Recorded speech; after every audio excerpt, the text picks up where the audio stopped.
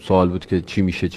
ما که تا اینجاشو گفته بودیم، حالا میخندیدید. به رئیسی رفت، حریص اومد، حسن نصرالله رفت.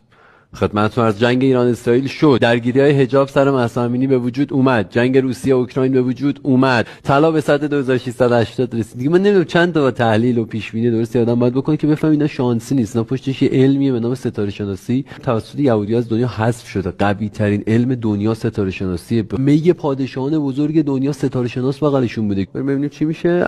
جنگ اصلی 2025 رو ما داریم، از مارچ 2025 درگیری شدید ایران و اسرائیل رو داریم و خدمتتون عرض بکنم که احتمالاً درگیری نظامی روسیه با ناتو، تایوان با چاینا موشک باشه، ولی جنگ زمینی وارد ایران نمیشه. دو جا در دنیا بمب اتم میخوره، لندن و خدمتتون عرض بکنم انگلستان و ترکیه رو بمب اتم داریم. در ترکیه بمب اتم زیر آب منفجر میشه. دو تا بمب اتم هم همین الان زیر آبه، برید تحقیق کنید.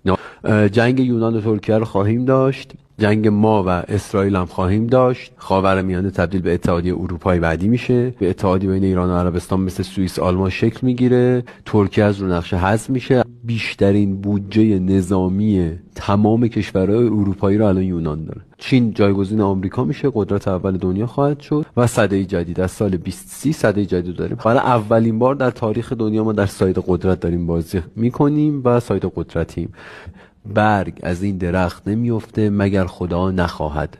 خدا خواسته و تایم تغییر قدرت در دنیاست. اتفاقات دنیا اینو باید بفهمید، تحلیل پذیر نیست.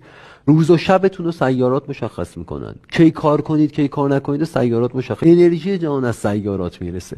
اون انرژی رو ما محاسبه میکنیم، طبق اون میگیم چه اتفاقاتی در دنیا ممکنه بیفته. اسرائیل نابود میشه، اصلا اسرائیل تموم شده است. همین این اتفاقات آینده بود.